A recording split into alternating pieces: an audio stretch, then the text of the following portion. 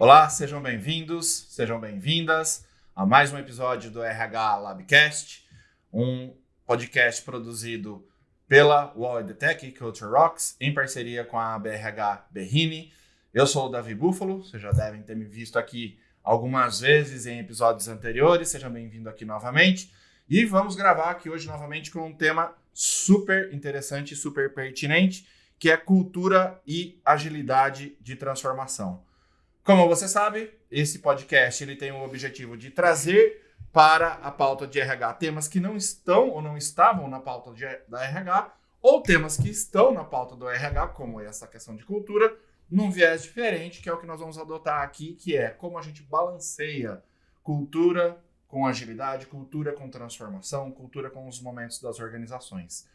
Eu estou aqui com o meu amigo e parceiro nesse podcast, Luiz Rodas, diretor comercial, ele vai se apresentar aqui também, e com o nosso convidado especial de hoje, Josué Bressani, diretor executivo de Gente e Gestão da Sabesp. Muito bom.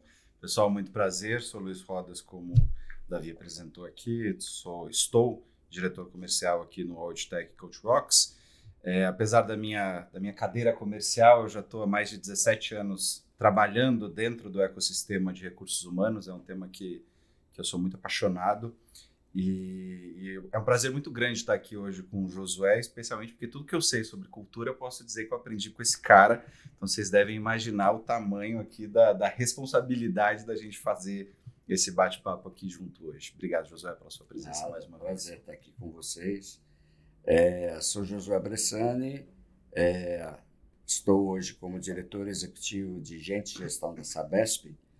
Completei há poucos dias 1 ano, né, de casa,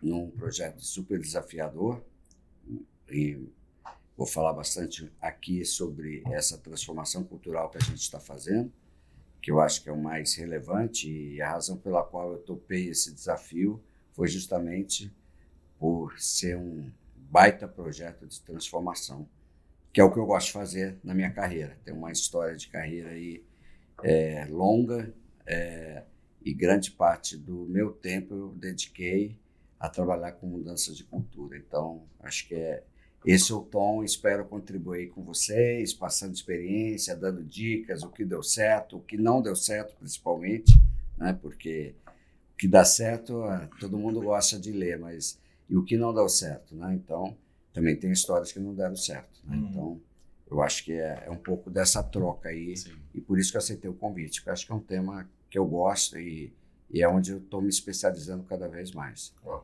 Nós somos muito agradecidos por você ter aceito o nosso convite. A gente começa com uma pergunta um pouco mais ampla, e essa é super ampla, porque nós temos centenas de definições do que é cultura organizacional. Na visão do Josué, o que é cultura organizacional para você? Olha, fazendo uma viagem aí no tempo e por onde eu já passei, né? Um pouco da minha história, eu tive 14 anos de Sabesp, de Ambev, né? Onde eu comecei praticamente a minha carreira, nos anos 90 até os anos 2000, depois fui Sony, fui Grupo Ultra, passei por várias empresas e fiquei 13 anos como consultor e agora voltei à vida executiva. Então, é uma diversidade de culturas, eu diria, que eu participei, né? E olhando um pouco para todos esses lugares, para responder sua pergunta, eu acho que a cultura é a forma como as coisas são feitas naquele lugar, né? Então, a cultura, quando eu cheguei aqui hoje, é a forma como a pessoa da recepção me recebeu, é a forma como esses móveis estão posicionados, né? Uma cultura mais aberta, uma cultura... uma empresa que tem salas muito fechadas, você tem 3 secretárias para conseguir falar com o presidente, isso já são símbolos da cultura, né? Então, às vezes, um ambiente de trabalho, a gente fala, puxa, por que mexer no ambiente de trabalho, né? Físico, porque ele é parte da cultura. Para mim, cultura é atitude, né? Para mim, cultura é a forma como as pessoas atuam e principalmente a forma como os líderes atuam. Então, a cultura, para mim, é isso, né? É o jeito de ser daquela organização. A manifestação. é a manifestação em comportamentos. Legal. Legal. E o que a gente percebe é que a gente vem passando por um movimento bastante grande de transformação e de mudança desses comportamentos, né? Alguns deles muito impulsionados até pela própria tecnologia. Na tua visão, qual que é a importância da cultura nesses processos de transformação? Bom, eu acho que a cultura, para mim, ela é fundamental, né? Todos os processos de transformação que eu vivi na minha vida, né? A cultura, ela foi o determinante disso, né? Pegando o case da Ambev, que é um case de sucesso, não tem nenhum problema eu falar sobre ele, quando eu entrei, era a segunda marca de cerveja no Brasil, né? E hoje é a maior cervejaria do mundo, né? E foi uma jornada para chegar lá. Isso se dá fortemente em função de uma cultura. Primeira coisa que eu acho importante falar aqui é que não tem cultura certa ou errada, e nem tem cultura boa ou ruim. Existe simplesmente a cultura. Né? Isso eu fui aprender numa linha do tempo. Que para mim, no início da minha carreira, só existia uma cultura certa.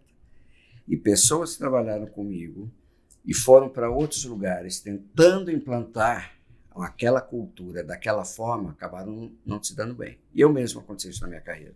Né? Porque aquela cultura funciona bem naquele ambiente, com aquelas pessoas, com aquela forma de ser. Pegar essa cultura e impor num outro lugar, normalmente não funciona.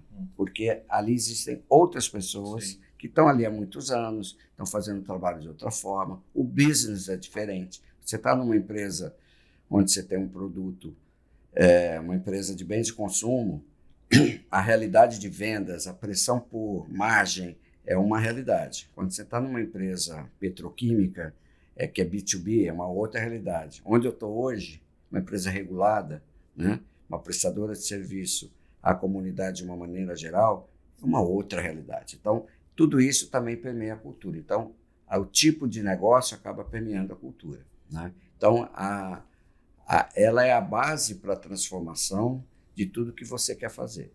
Como ela não é um decreto, se fosse um decreto seria muito fácil. A gente escreveria, colocava nas paredes e está implementada a cultura. Né? Ela não é assim. Né? Cultura é um processo de transformação que ocorre com muita lentidão e por atitude, por exemplo. Né? E você tem que ter disciplina para estar o tempo todo não desviando, né, daquele propósito, daquele sonho ou daqueles valores que você publicou. Então, é muita disciplina, eu diria. Tá? Atualmente você está vivendo um processo bastante grande, né? Você está liderando todo um processo de transformação na Sabesp. Eu imagino que deva ser um desafio bastante grande, porque existe uma ponderação entre aquilo que você preserva na cultura atual e aquilo que você precisa mudar ou transformar para a cultura desejada, né?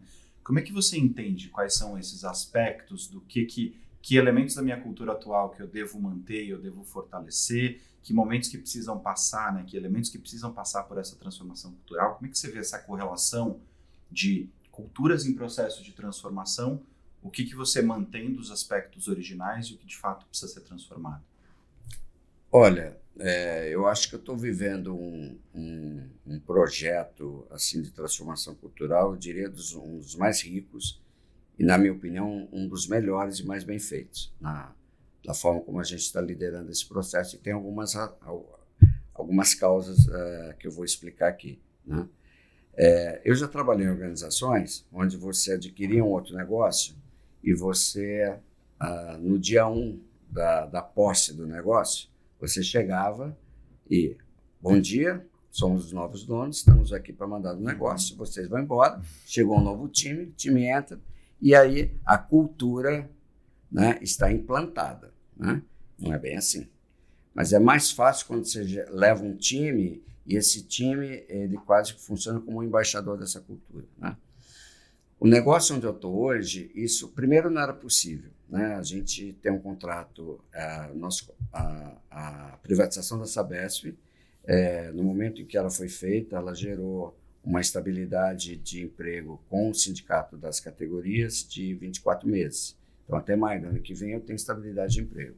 Né? Oriundo da estatal, que todo mundo tinha estabilidade de emprego. Né? Então, você está numa empresa com... isso é a primeira vez que eu vivencio isso, né? Você está numa empresa onde a estabilidade de emprego é um valor, e para uma empresa privada, onde estabilidade de emprego literalmente não é o valor. É resultado. É resultado, e a gente está trazendo uma cultura de senso de dono, foco em resultado, meritocracia. É inversamente proporcional a um conceito, certo ou errado, não estou aqui para discutir, do que é estabilidade, né? Então, fazer essa transformação não é uma coisa simples. Nós optamos em fazer um processo top-down, porém com um olhar bottom-up. Foi uma opção nossa, né? E eu acho que foi a decisão correta. Então, o top-down, porque tem itens dessa nova cultura Sabesp que a gente acha que precisa ter e não tem como implementar se a gente não tomar uma decisão de cima para baixo. Falei alguns dos nossos valores, né? Senso de dono, né? A cultura da meritocracia, reconhecer as pessoas de forma diferente, quem tem performance diferente, né? A colaboração com respeito, a cultura voltada para ética e segurança. Enfim, alguns desses valores, né, são muito fortes na cultura da Sabesp como um todo. Ética e segurança é um caso, né, por exemplo, né? Colaboração é outro. Então, nós concluímos que não poderíamos desperdiçar 50 anos de uma empresa que tem uma história, e as pessoas fizeram essa história de uma empresa de sucesso. A gente atende 28 milhões de pessoas no estado de São Paulo. Não é singelo, né, o nosso trabalho. Levamos água e tratamento de esgoto para grande parte dessa população, e até 2029 nós vamos universalizar o estado de São Paulo com um orgulho enorme. São Paulo vai ser o primeiro estado do Brasil a ter água e esgoto para toda a população. Não importa se é rico ou é pobre, se está na favela ou está numa comunidade rural. Nós vamos levar. Legal. Em 4 anos a gente vai fazer isso. E já estamos fazendo, né? São 70 bilhões de investimentos. Já está declarada essa missão. Está declarada a missão. Nossas metas estão atreladas à missão, nosso bônus de longo prazo está atrelado à missão, está tudo amarrado em prol de um objetivo comum, que é você levar mais saúde e dignidade para as pessoas, que esse é o nosso propósito, né?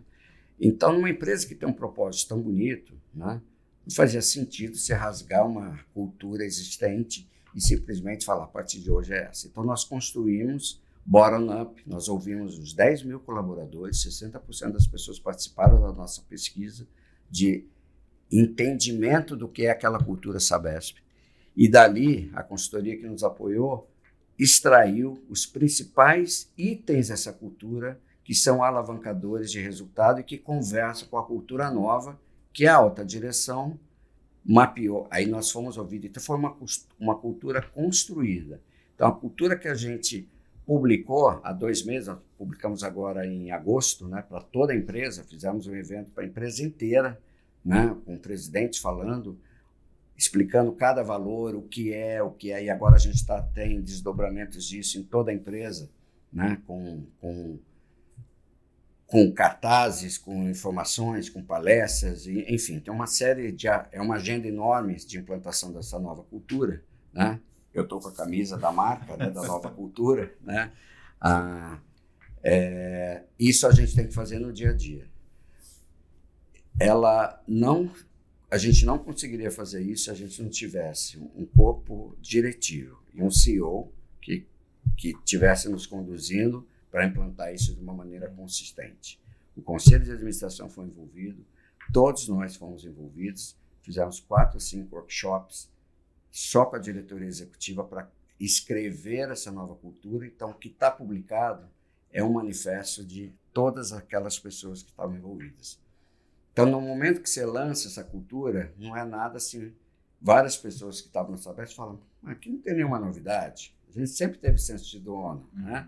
A gente sempre teve respeito, né? A gente sempre teve ética e segurança. Então, vocês não estão trazendo nada novo, né? O que a gente está trazendo de novo são algumas coisas, a forma como essas coisas vão ser feitas, a velocidade com que essas coisas vão ser feitas não é a mesma forma que era feito antes. E é um pouco que as pessoas estão sofrendo para entender essa nova forma de fazer as coisas. Que é o comportamento, né? É comportamento. Comportamento. E o comportamento, a gente fala muito isso na área de recursos humanos, que você vê a materialização desses comportamentos, dos valores da organização, nos rituais da organização, que pode reforçar aquilo ou se contrapor àquilo. Na tua visão, Josué, quais são os principais rituais, que são os principais símbolos da mudança e da transformação cultural? O que no dia a dia mais simboliza para você o processo de transformação cultural de uma organização? Para mim, em todos os lugares que deram certo e nos lugares que eu acho que não deu tão certo, né, eu acho que é o que a Caroline Taylor fala que é o walk the talk. Né? Então, eu não vejo outra forma. Então, o que eu quero dizer com isso? Na Sabesp, nós iniciamos dia 1º de outubro a nova gestão. Né? Somos em 10 executivos ligados ao CEO, que formamos 11 pessoas. Desses 10, 7 vieram de mercado e 3 são da casa. Né? No dia 1, né, literalmente dia 1, o presidente, que tinha 2 secretárias, um motorista, 2 carros, dedicado, cada diretor tinha seu motorista, tinha sua sala fechada. No dia 1 não tinha mais motorista, não tinha mais carro, ninguém tinha mais sala, todo mundo sentou junto. Isso foi um impacto para uma empresa que há 50 anos era sempre dessa forma. Um símbolo, né? Um símbolo, né? Um símbolo muito forte. Nós sabíamos, eu e o Piani, que é meu chefe, quando chegamos, falamos, temos que começar a quebrar esses símbolos. E começamos a quebrar por pequenas coisas. Uma delas foi essa. Nós já sabíamos que a gente ia soltar um manifesto de cultura dali um tempo depois, cujo princípio básico está na transparência. Né? Porque ele é assim, por exemplo, como nosso líder, e a cultura da transparência é um negócio muito forte para a gente. Como é que a gente ia ser transparente, verdadeiro, simples, com foco em resultado, tendo uma forma de tratar a diretoria, a presidência, a diretoria executiva e o resto da companhia? E isso foi bombástico para a empresa inteira. Numa primeira semana, poxa, realmente há mudança. Né? Dali nós fomos cuidando que várias coisas fossem tombadas. Né? Eu me lembro na entrada da Sabesp, tem um painel com várias fotos, e era a foto de todos os presidentes. Né? E ele passou comigo e falou assim, José, por favor, manda tirar todas essas fotos, porque foram chamá-lo para colocar a foto dele. Né? Ele falou, não, tira todas essas fotos dos presidentes, eu quero as fotos dos colaboradores. Uma coisa simples. Isso gerou um impacto dentro da companhia, porque todo mundo falou sobre isso. Porque a foto das pessoas que construíram aquela empresa estavam lá. Pessoas que trabalhavam hoje lá. Sim. E ainda trabalham lá. Né? Então, são pequenos detalhes que eu acho que no dia a dia. A gente é muito cuidadoso sobre os rituais de cultura. Né? O que a gente faz, a forma como a gente atua, o cuidado que a gente tem. Dá outro exemplo. Gosto muito de exemplos porque são símbolos. Nós não temos mais motorista, né? Eu não tenho motorista para mim, eu não tenho mais carro para mim. Né? Então a gente tem a plataforma de aplicativo que a gente utiliza no contrato corporativo e uma empresa que presta serviço com mobilidade executiva, né? Para levar a gente para os vários lugares, não só nós, mas todo mundo que precisa. E a minha assistente, eu ia da minha casa para uma unidade nossa no interior, ela falou, olha, amanhã vai passar um motorista com a BMW tal, para te pegar. Né? Eu falei assim, não, eu não vou. Né?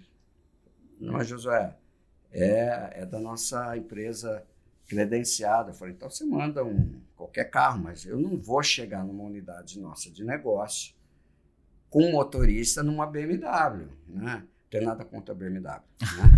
Né? Mas qual era o valor que eu estava passando?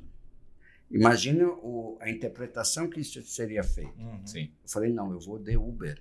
Eu não vou, né, de BMW. No fim das contas, ela arrumou um outro carro, não me lembro a marca, não importa, né? Mas eu não fui. Né? Então, se você não cuida desses símbolos o tempo todo, né, as pessoas interpretam que a cultura realmente não mudou, né? Tá? É muito forte isso, né? E uma coisa que me pegou, né, quando você traz, inclusive, a tua visão sobre cultura é feita das pessoas, do comportamento das pessoas no dia a dia, né? Como é que as pessoas falam umas com as outras, como é que elas recebem as pessoas.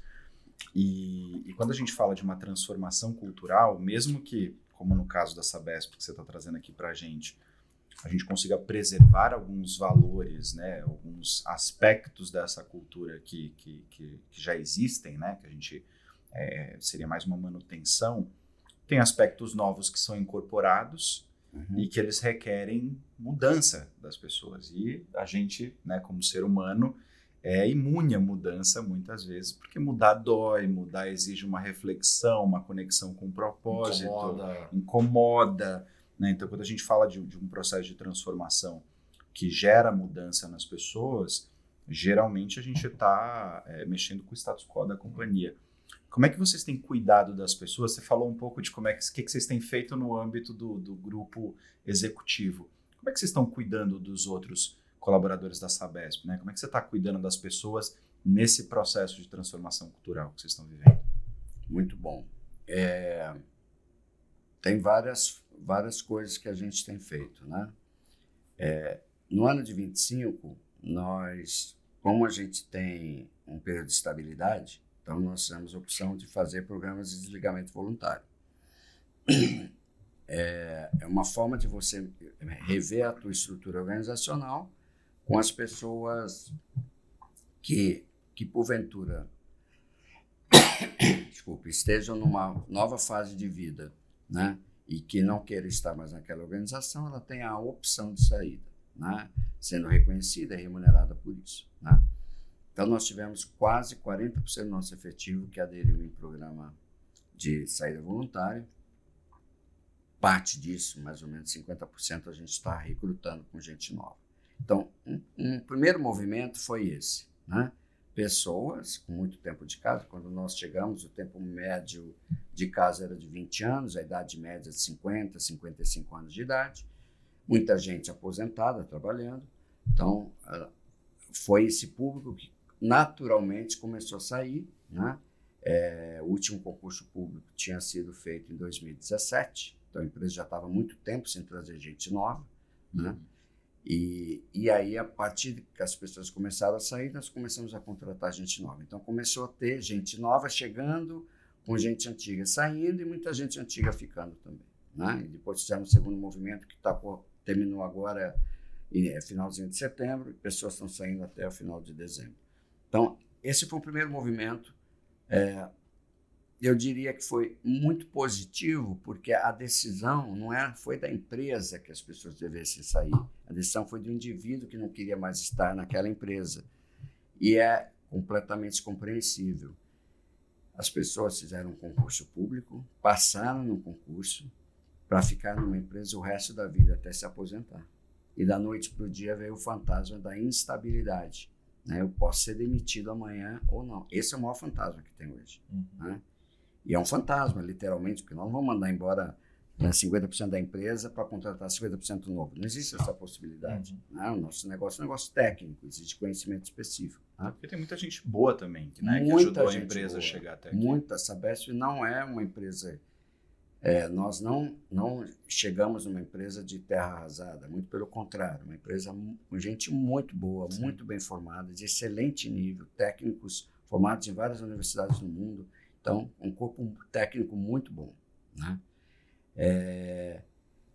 Então, essa forma de fazer as coisas, eu acho que e fazer esse programa de saída voluntária foi uma primeira lição. A segunda é a gente criar, a gente tem programas de diálogos abertos, né? Com toda a companhia. Então, todos os meses, a gente tem a nossa reunião de itinerante de gestão e cultura, que a gente chama. Eu, o CEO e mais alguns executivos, vamos para a operação, conversamos com todo mundo, das 8 às 10 da manhã, em diálogo aberto, fazem pergunta e resposta sobre qualquer coisa e ouvem as respostas que são possíveis a gente responder. Isso está gerando a cultura da transparência, né? Então, eu fui o primeiro diretor de pessoas a visitar a operação. Em loco.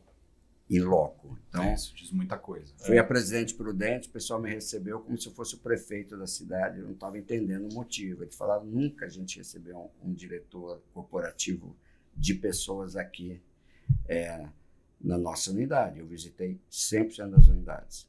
Eu falei com 100% da liderança, com todo mundo, virtualmente e presencialmente. Então, isso é fundamental no meu papel. Se eu ficasse sentado o tempo todo no escritório e não fosse falar com as pessoas, a gente teria mais dificuldade de implementar essa nova cultura.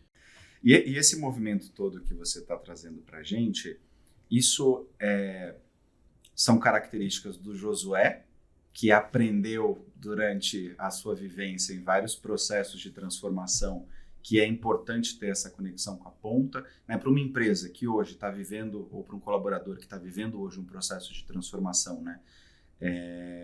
Isso é algo que você está fazendo pela experiência e pela importância que isso traz e que facilita esse processo de transformação, ou você acha que isso deveria estar e está na cartilha tradicional ali de qualquer processo de mudança, né? Se eu contratasse hoje uma consultoria, ela me traria isso como um direcionamento, ou você acha que isso é o jeito humano que você trata o processo? Olha, acho que é um mix, né? Eu acho que a literatura nos dá os caminhos de como fazer isso da melhor forma. Na prática, a gente vê que o que está na literatura, de fato, acontece. Vou te dar um outro exemplo prático. Trabalhei numa outra organização, no qual eu fui demitido, né? Por não estar tão alinhado com a cultura. Quando eu cheguei, todo mundo tinha sala fechada, todo mundo tinha sua secretária, e a primeira coisa que eu fiz foi tirar minha sala, sentar no meio de todo mundo. Isso foi extremamente agressivo, né, naquela organização. Eu fui visitar uma unidade, fui visitar uma planta, né, na Bahia. Quando eu cheguei na fábrica, o gerente geral falou, o que você está fazendo aqui? Eu vim conhecer o processo, falar com as pessoas. Ele falou, mas você não vai entrar na fábrica. Eu falei, mas por que eu não vou entrar na fábrica? Ele falou, porque você é do corporativo, você não tem nada que está aqui. Eu falei, mas como que eu não tenho que estar aqui se eu tenho que falar com as pessoas? E ele ficou incomodado e falou com a minha chefe, falou com o presidente da empresa, o que eu estava fazendo lá, né? Então, e eu não fui lendo essa cultura, eu fui tentando quebrar esses muros, dando martelada marretada. A cultura me expeliu, naturalmente. 3 anos, acho até que demorou. 3 anos depois, fui convidado, por favor, você não atende o que a gente precisa, e eles estavam cobertos de razão. Ali eu aprendi que não tem cultura certa ou errada, nem boa nem ruim. Porque o errado era eu. O errado não é aquela empresa, aquela cultura, que é uma empresa excelente, diga-se de passagem. Agora, eu não tinha nada a ver com aquela cultura, com aquela forma de fazer as coisas. Então, eu acho que quando você aprende a fazer isso, você vai fazendo uma leitura melhor daquele ambiente. Eu acho que isso, a maturidade, naturalmente ajuda, né? Então, respondendo a sua pergunta, eu acho que é um mix, né, do que a gente deve fazer. Trouxe de coisas boas, da onde eu achei que a cultura funcionava bem, e ter um toque humano, eu acho que eu estou aprendendo agora um pouco mais velho, que ele é muito importante, né? Eu sempre fui uma pessoa muito focada em resultado, direto no assunto, pragmático, né? Um RH não muito tradicional, vamos dizer assim, até porque eu cuido de gente e gestão, metas, indicadores, melhoria de performance, tudo isso está na minha alçada, né?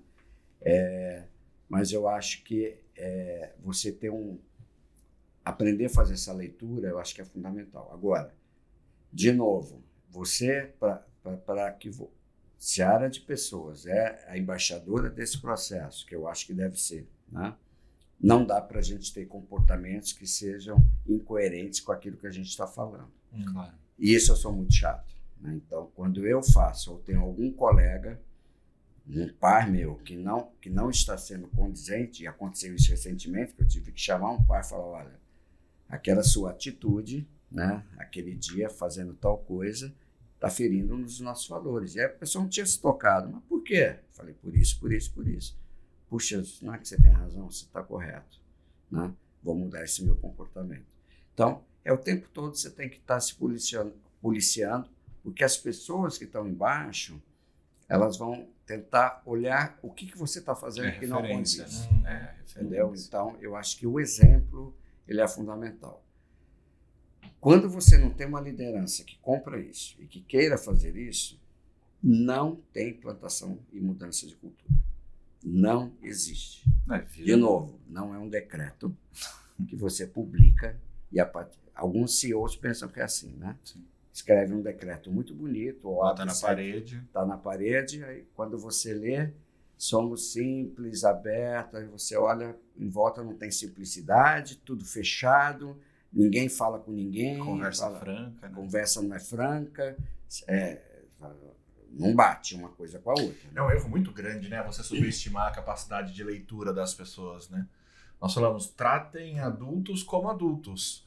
Eles vão conseguir fazer a leitura se você for claro o suficiente para eles, conseguir falar a linguagem deles, mas eles também vão fazer a leitura daquilo que você não fala, daquilo que você faz, daquilo que você expressa como símbolos da organização. E eu passei por uma outra experiência também que isso era muito claro, você via um valor, um determinado elemento na parede e no dia a dia você via tanto símbolos quanto posturas que diziam o contrário, não só não afirmavam aquilo, como diziam o contrário. A pessoa se sente um pouco esquizofrênica, né, Josué, nesse tipo de situação. Por que eu seguiria esse valor se eu não estou vendo isso expresso, materializado no dia a dia, né? Eu acho que às vezes as coisas do dia a dia, há algumas coisas que para a gente simplesmente inaceitável, né? Tem coisas que são inegociáveis, né? Qualquer coisa relacionada à ética, meu chefe tem uma descrição para a ética que eu acho que é incrível, né? Ser ético é você fazer as coisas certas mesmo quando ninguém está olhando. Isso para mim não tem nada mais simples do que ser ético, do que isso que ele fala abertamente para todo mundo, né?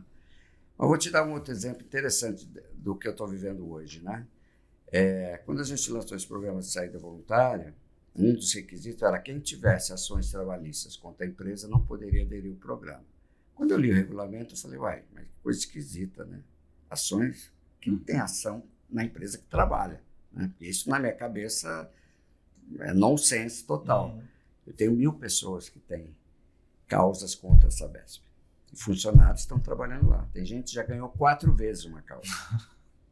Ganha, vai de novo para a justiça, ganha. Por quê?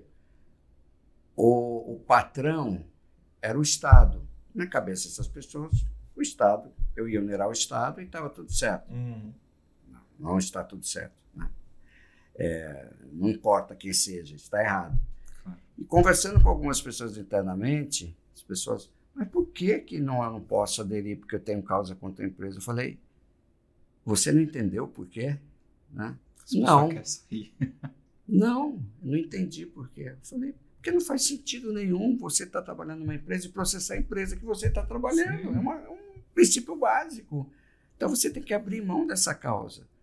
Outros falaram, poxa, eu nunca tinha pensado nesse ângulo, vou abrir mão das causas. E tem gente trabalhando lá que abriram mão das causas, né? Era uma cultura instalada.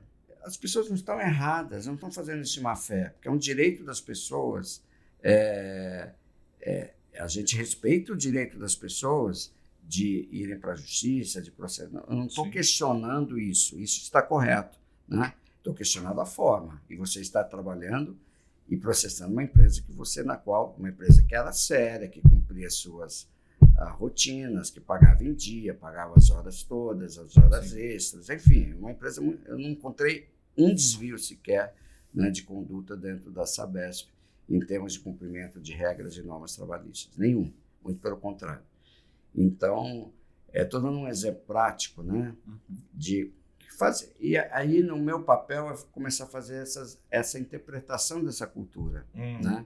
E não simplesmente lançar um decreto que a partir de amanhã não pode isso ou não pode aquilo. Não.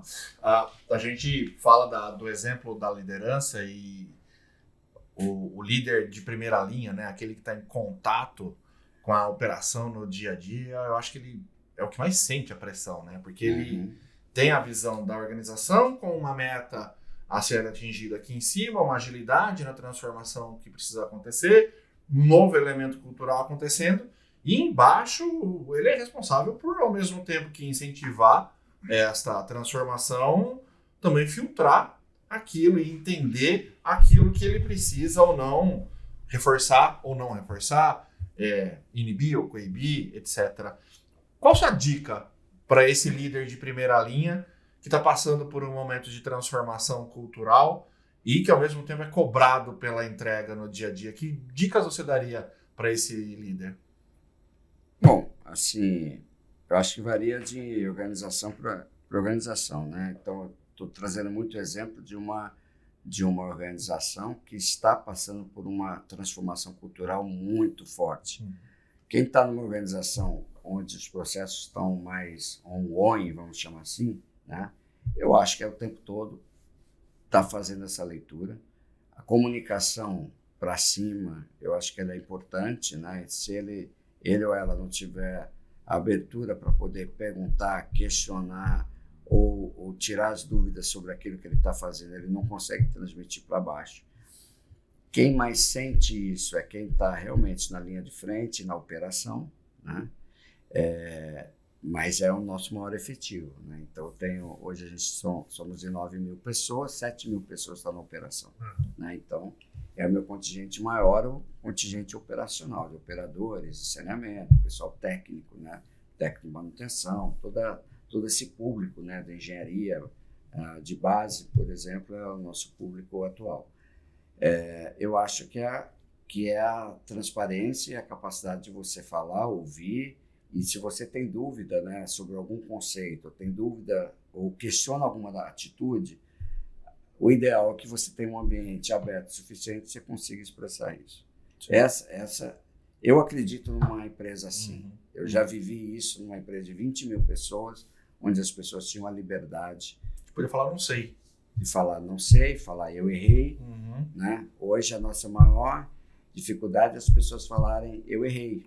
E o CEO fala, eu quero que vocês falem que erraram e que estão propondo um plano de ação em função do seu erro. Não é nenhum problema errar. O problema é não falar que errou ou esconder o erro. E não fazer nada a respeito. Não fazer nada a respeito. Só que eu venho de uma empresa cuja cultura é comando e controle. Essa é a cultura existente. Então, você migrar de uma cultura de comando e controle para uma cultura participativa. Eu sou o C-level da empresa. É muito raro alguém vir falar comigo. Essa semana eu estou começando a receber e-mail da operação, que eu tenho falado, manda e-mail para mim, vocês têm meu celular, liga para mim. Não ligam, porque a hierarquia é um negócio, é um valor dessa empresa. E quebrar isso não é simples. E eu já vi que também não é um decreto. Não adianta eu ir no terceiro nível da estrutura e direto falar com as pessoas, porque eu estou ferindo um valor do gerente, do diretor de área. Então, eu tenho que respeitar um pouquinho também essa cultura e aos poucos a gente ir quebrando. Né? Então, isso é uma construção. Né? Talvez daqui a 2 anos, se eu voltar aqui, eu vou dizer para vocês, olha, evoluiu X, estamos trazendo gente nova, as pessoas que estão chegando, a gente quer que comece a enxergar essa empresa muito mais aberta, muito mais transparente, muito mais open mind, vamos chamar assim, né? Mas não é uma tarefa fácil, né? Para a gente atingir o nosso sonho, que é ser a maior empresa de saneamento do mundo, que é isso que a gente quer, a gente precisa de gente. E gente que tem uma cabeça aberta, que queira fazer dentro de um negócio regulado, mais conservador. A gente não fabrica biscoito e vende na padaria, né? Nosso negócio é complexo do ponto de vista de captar água, tratar, distribuir a água, a rede, são quilômetros e quilômetros de tubulação embaixo da terra, que você não vê. Uma operação complexa. Né? A Sabesp tem a operação que nós chamamos do Rio ao Rio, então desde a gente capta, trata, entrega a água tratada, depois a gente capta aquela água que foi utilizada, temos as estações de tratamento de esgoto e devolvemos a água ao rio na medida do possível, com a mesma qualidade do rio que está à nossa volta. Então, nós temos um ciclo completo, né, que nós chamamos do rio ao rio. Então, você fazer isso não é singelo. Aí nós somos uma empresa prestadora de serviço para a população. Né? Não dá para se abrir mão de não querer água, né? Tratada, né? Tratada. Como o próprio nome diz, saneamento básico. Básico, isso. Né? Queria puxar um paralelo que você fez agora da questão, e aí citando tanto da Sabesp quanto de outras empresas, fique à vontade, da questão do hierarquia, comando e controle, que claramente é um impeditivo para a inovação, porque as pessoas arriscam menos, sugerem menos, com medo de punição, etc. Como que você, na tua experiência, lidava com essa situação? A gente precisa mover a empresa para um outro momento, para uma visão, como você usou, mais open-minded, mais cabeça aberta, mais de participativa, mais de inovação, mas eu tenho uma cadeia hierárquica ainda muito forte, uma cultura de comando e controle, portanto, um receio de ser punido muito, muito forte. Como RH, como começar, por onde começar a quebrar essas barreiras? Eu acho que a gente começa a quebrar as barreiras tendo comportamentos no dia a dia que correspondam a isso que você quer que seja essa mudança de cultura. Claro. Isso, não, de novo, não é um decreto, você não consegue fazer isso, Impor, né? e em um mês, em 6 meses, 1 ano, você vai falar, temos uma nova cultura implantada, longe disso. Né? Mas se desde o dia 1 você não tem comportamentos que sejam coerentes com essa atitude, o exemplo que eu dei para vocês de não ter sala fechada, do presidente não ter mais carro, cada diretor não ter é uma secretária para 2, 3 diretores, todo mundo trabalha num ambiente aberto, e você não precisa lançar uma política de que a partir de agora é assim. Conforme a gente foi visitando as unidades de negócio, a gente foi chegando às salas do diretor regional, não tinha mais, né? Ele já estava sentado no meio de todo mundo, o prédio já estava em reforma, porque ele precisava tornar um ambiente mais aberto, e ninguém precisou falar nada. Pessoas se autorregulam ali. Claro, claro, eles fazem uma leitura daquele ambiente. Eu preciso me adequar àquele ambiente. Né? Eu me lembro, teve uma cena bem simbólica para mim, quando eu entrei na Brahma, foi antes do Garantia, e logo em seguida o Garantia entrou. Né? Os executivos da fábrica onde eu trabalhava, que era lá na Marquês de Sapucaí, no Rio, os executivos de uma cervejaria, todos usavam gravata, paletó, super formal. A sala do diretor era, enfim, não dá para descrever o tamanho da sala, ele tinha 3 secretários, né, para acesso a ele.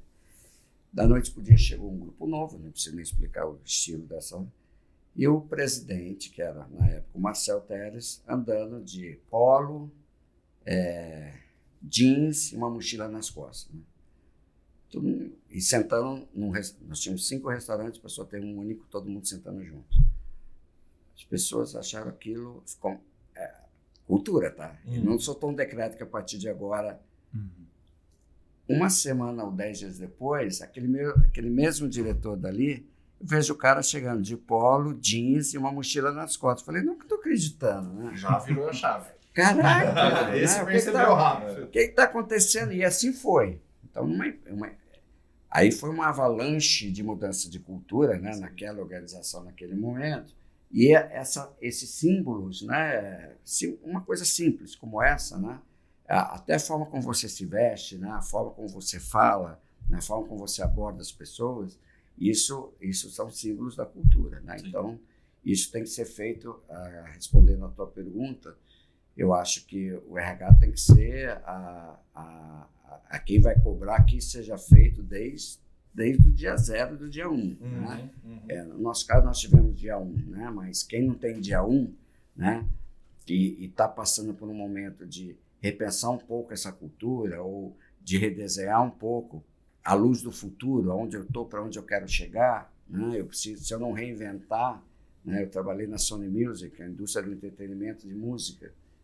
Olhe para esse negócio que aconteceu do LP até o streaming onde a gente está hoje. Um negócio que, se não se reinventasse, as pessoas não se reinventassem, já teria acabado há muito tempo. Mas os artistas estão aí, estão cantando. A forma mudou. Não tem mais o LP, o CD, e hoje está na internet. Não foi tão acessível, né? Mas, sei lá, mudou a forma.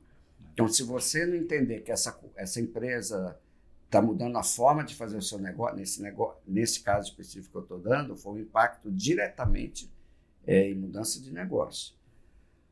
O negócio que eu estou hoje é um negócio que a gente tem uma visibilidade, ele é altos investimentos, então é CAPEX puro, então a gente está falando de investir 70 bi, né, em 4 anos, que é muito dinheiro, coisa que o Estado sozinho não conseguiria fazer, por isso que privatizou, né?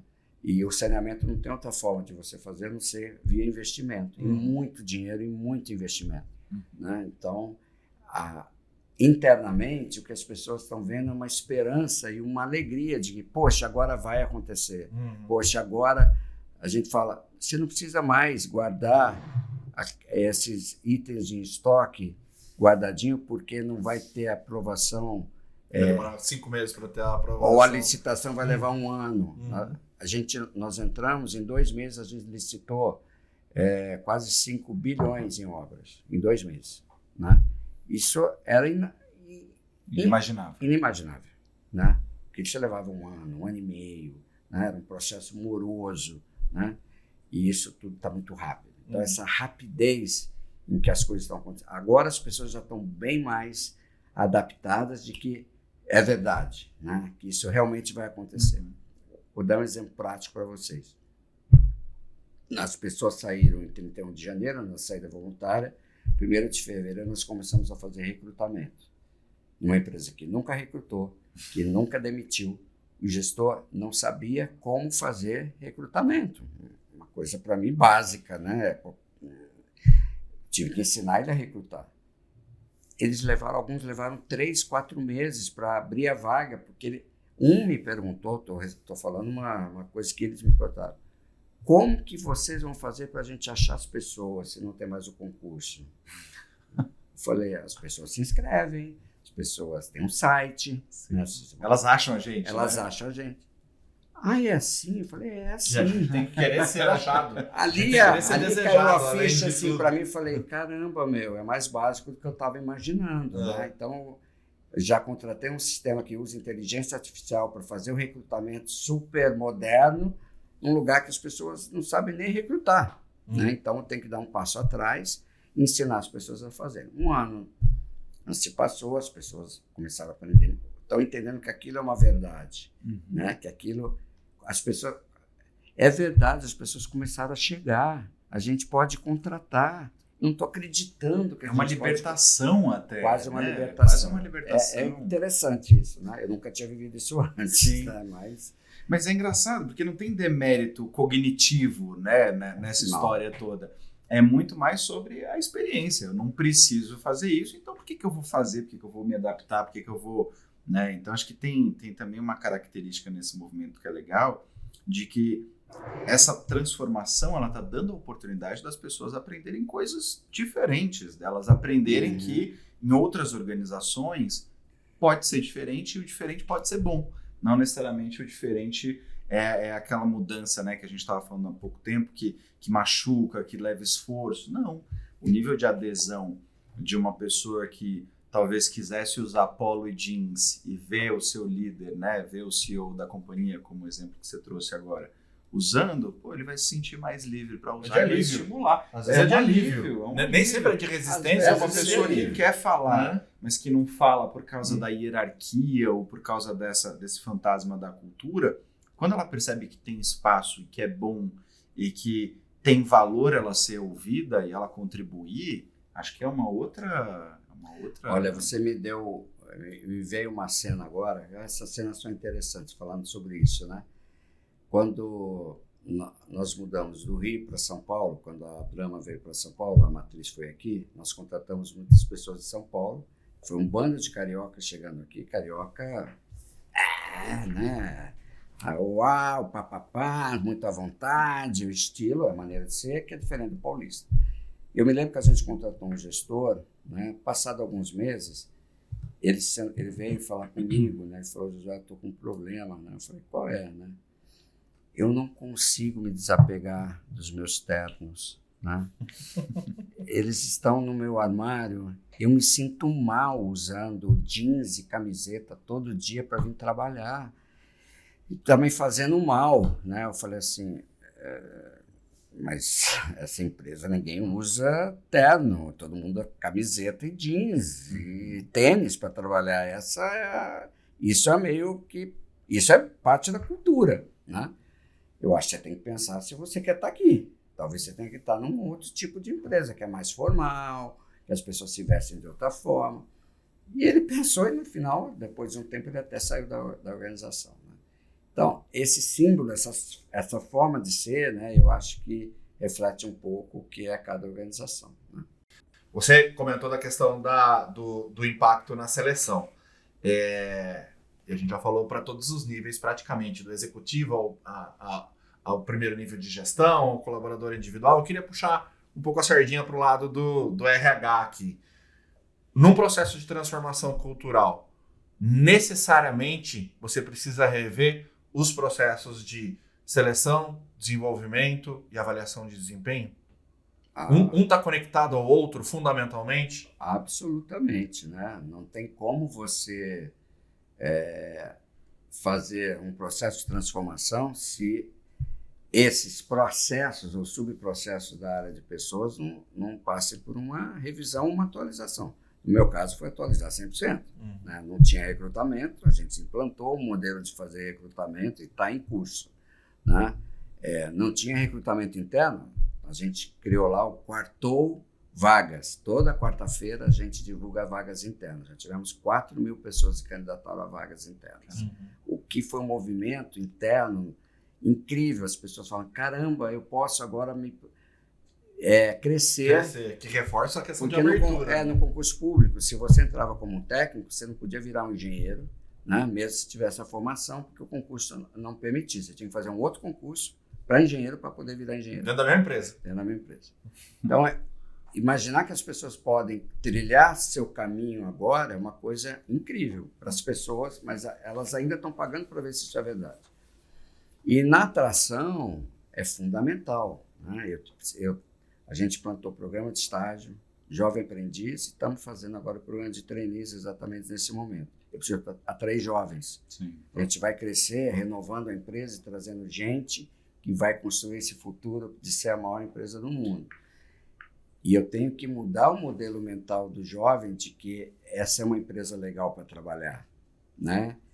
Nosso negócio não é tech. Né? Ele não vai trabalhar na Faria Lima, no ar-condicionado. Não é necessariamente cool, né? Nosso negócio não é cool em tese. Sim. Mas quando ele entende que o nosso negócio impacta vidas, né? Que de todo mundo.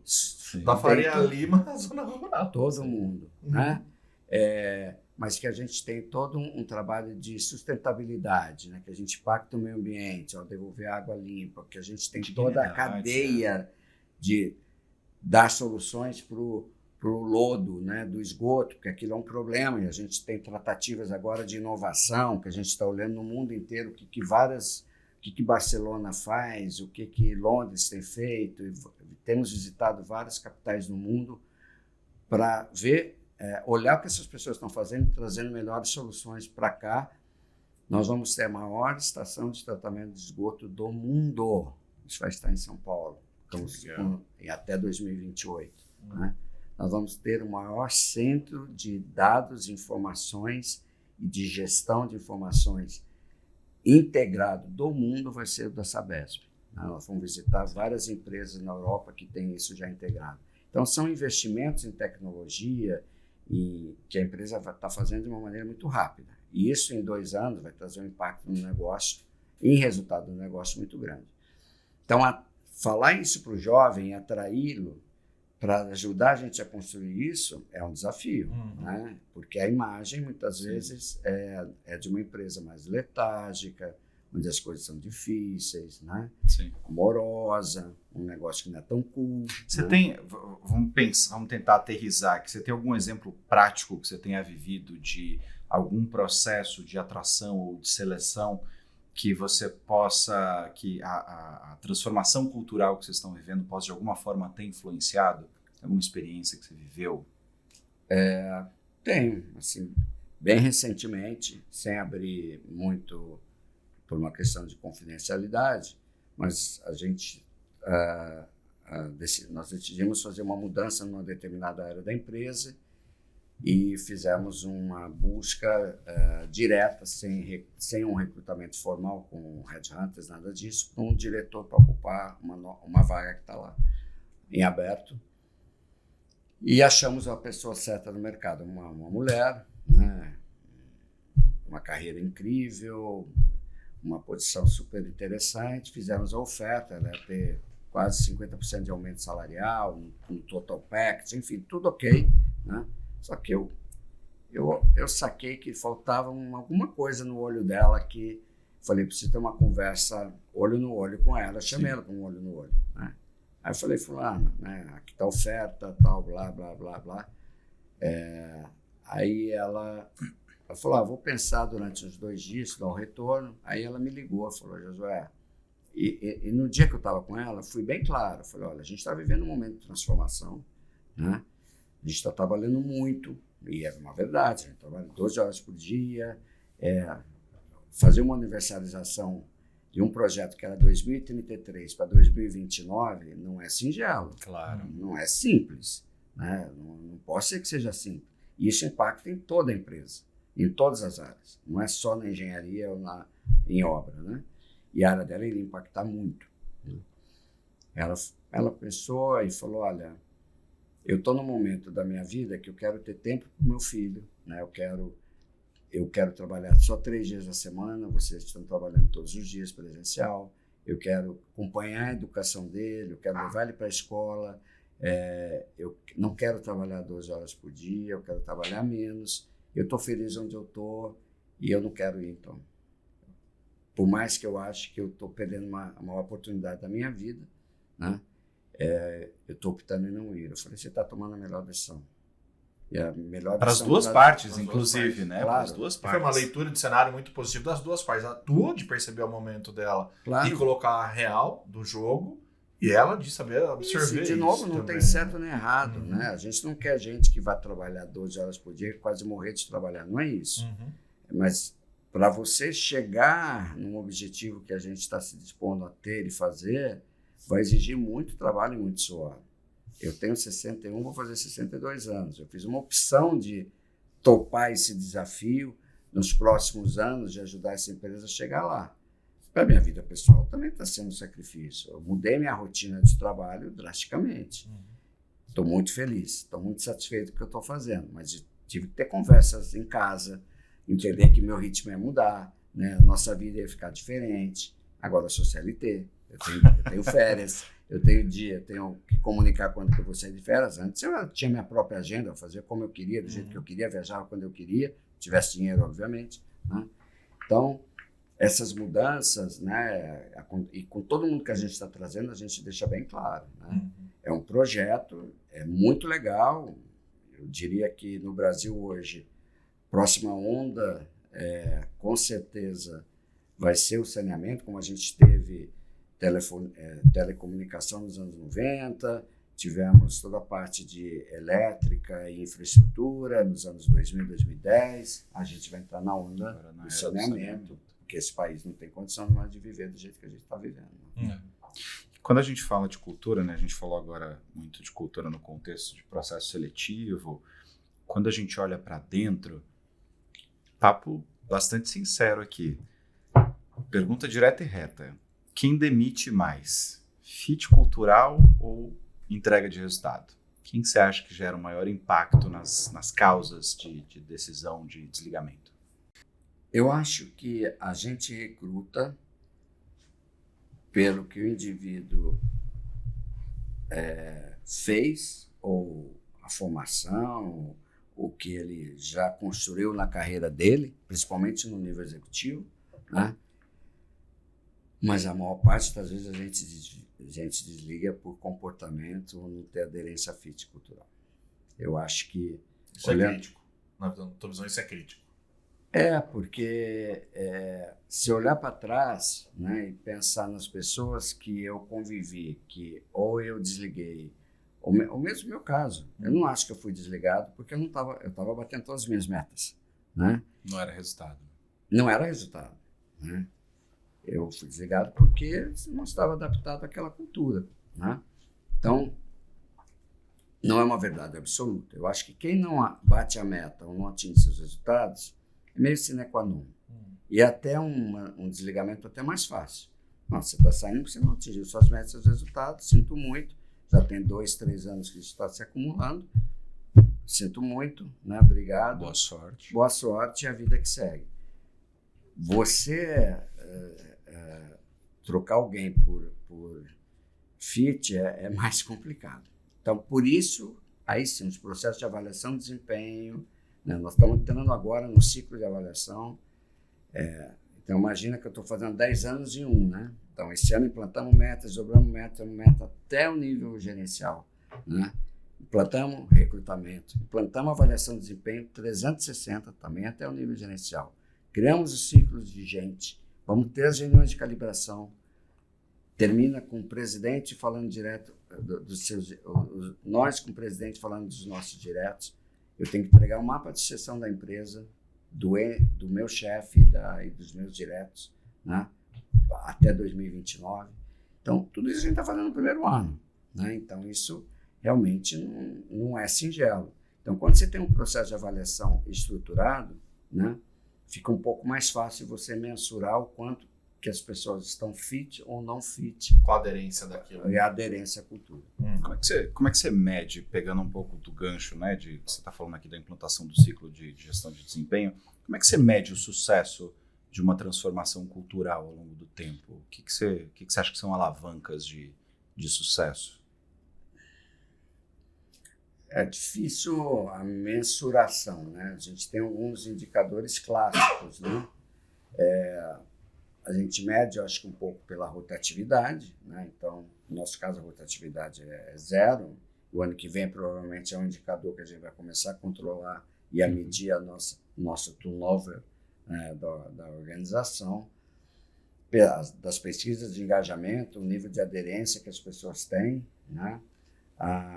O grau de atratividade que a empresa tem a partir dessa cultura e do momento do negócio.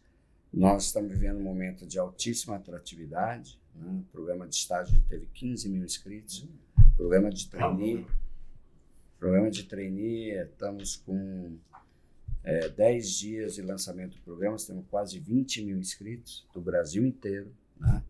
E a gente está cuidando de ter um programa, e esses programas a gente está cuidando de cuidar de uma agenda de diversidade, homens e mulheres. A Sabesp é uma empresa paulista, masculina, branca, né? Isso é um pouco da característica.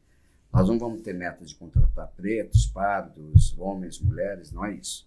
Mas, naturalmente, um ambiente mais diverso ajuda a empresa a ter novas alavancas. E a gente tem feito isso, né? Então, procurando ter mais diversidade nas contratações, tendo homens e mulheres. Saneamento não é um negócio onde as mulheres se atraem muito. Mulheres, venham trabalhar conosco, que a gente está querendo engenheiras e geólogas e biólogas, né, no nosso negócio, né? Então, isso faz parte de uma mudança de cultura também. Tá? Uma pergunta que eu sempre quis fazer para quem trabalhou no processo de transformação cultural, independente de estar no momento de transformação ou não. Cultura tem prazo de validade? Não. Se a cultura está funcionando... Não acho que tem prazo de validade. Eu acho que a cultura, ela é... Para mim, de todos os lugares que eu trabalhei e onde eu acho que ela é meio que perene, né? Eu acho que alguns fatores podem impactar numa cultura. Se o seu negócio é vendido para uma outra organização, tem um merger and acquisition, um comprador vem com uma cultura totalmente diferente, uma ruptura e uma nova cultura às vezes precisa ser implementada. Mas em termos gerais, eu acho que essa cultura ela sofre ajustes numa linha do tempo, né? Então, o exemplo da Ambev é um exemplo bem clássico. Para mim, é a mesma cultura de 30 anos. Né? Não mudou nada de 30 anos atrás. Né?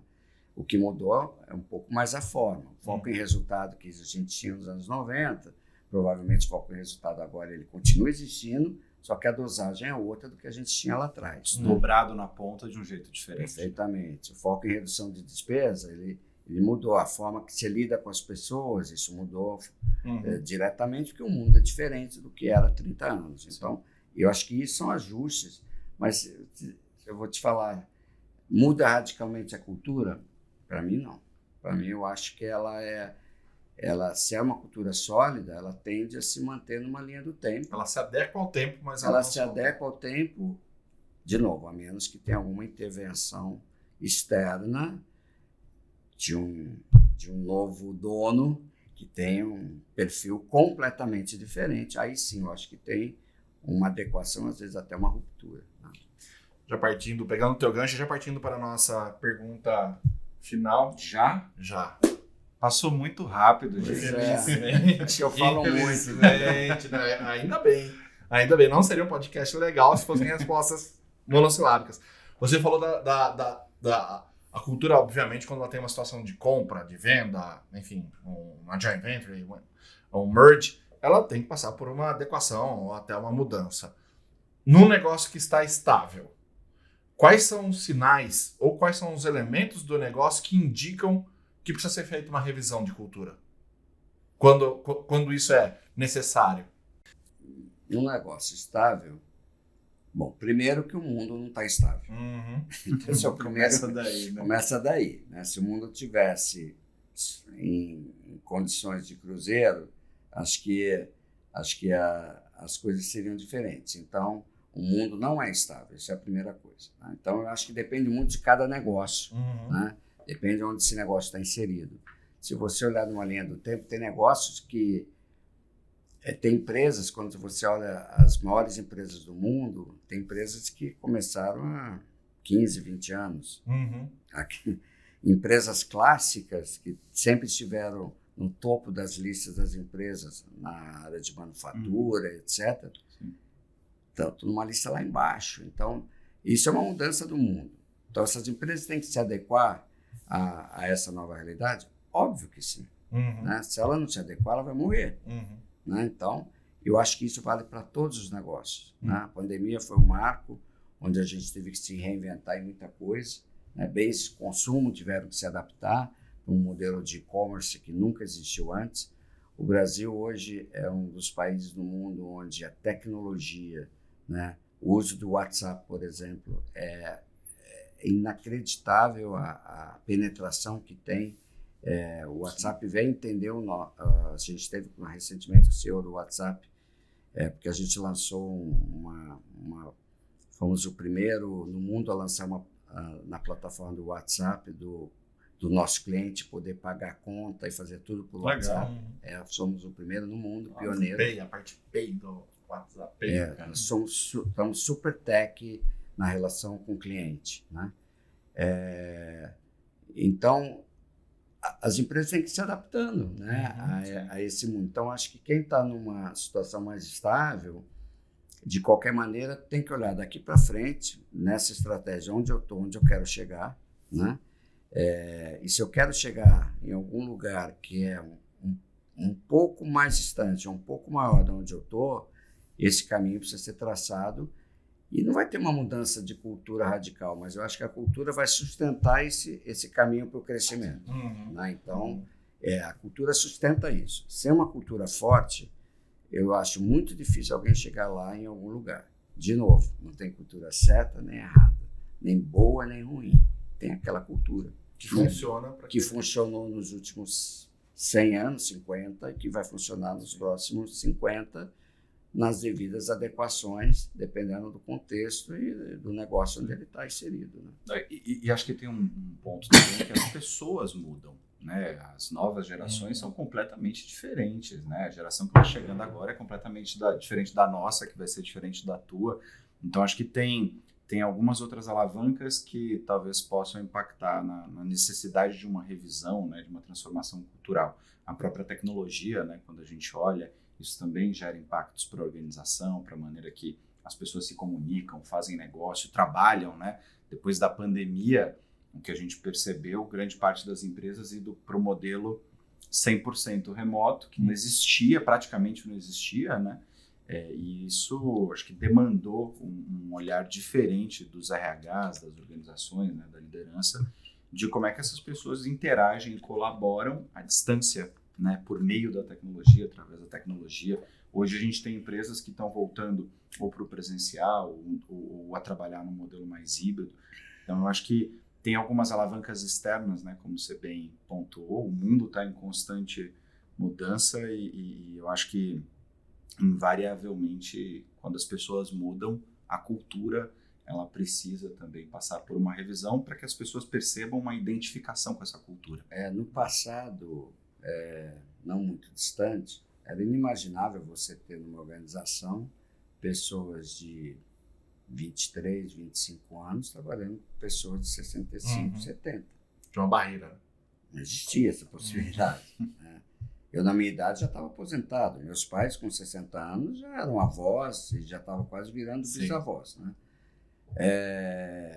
O mundo mudou radicalmente. Né? Então, essa adequação a esse modelo, naturalmente, os mais novos têm que entender o que eles podem ganhar com os mais velhos.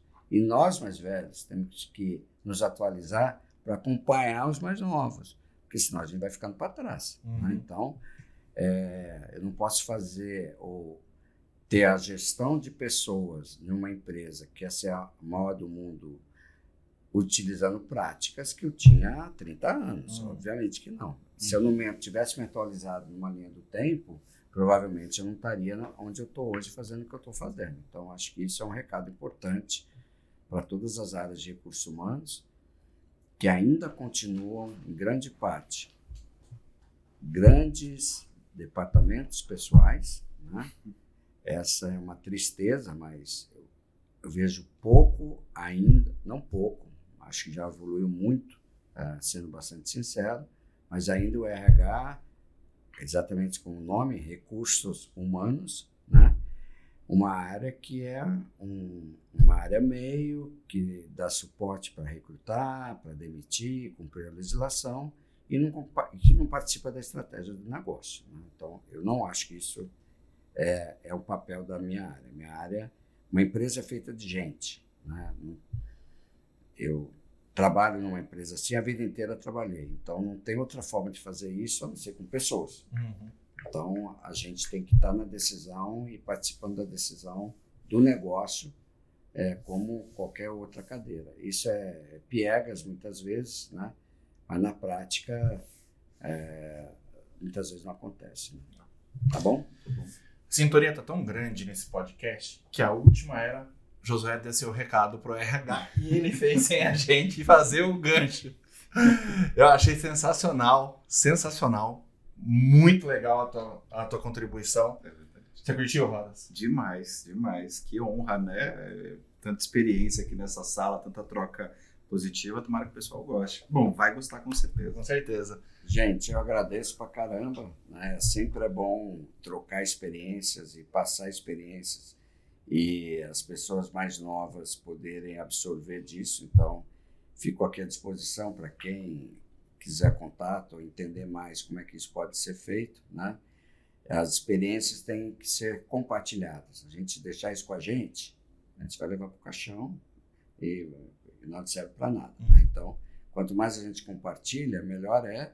Né? E obrigado pela oportunidade, né, de estar publicando aqui quase 40 anos aí de história de implementação de muitos projetos muito diferentes, mas que eu me orgulho muito da minha carreira, orgulho muito da maneira como eu cuidei dela e tratei e fiz com que ela se tornasse uma realidade, né? E recomendo que todo mundo faça o mesmo. Excelente. Tá bom? Eu te encontro no LinkedIn, José Bressani. J. Bressani, isso. Legal. Tá bom? Muito obrigado de novo.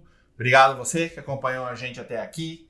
RH Labcast, um RH produzido em parceria com a da BRH Berrini, com a UOL EdTech e a Culture Rocks. Nos vemos no próximo episódio e até breve. Valeu, pessoal. Obrigado. Obrigado.